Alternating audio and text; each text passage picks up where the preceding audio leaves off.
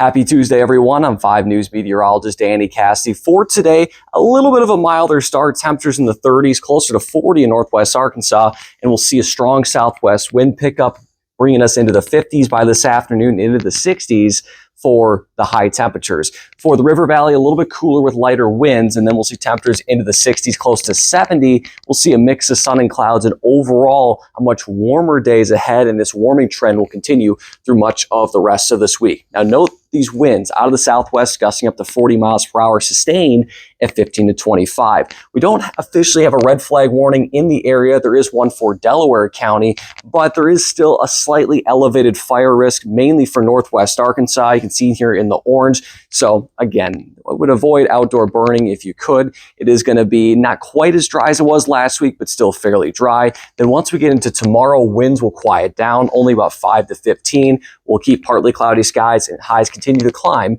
in the low to mid 70s. For your latest weather forecast, head on over to 5 News Plus.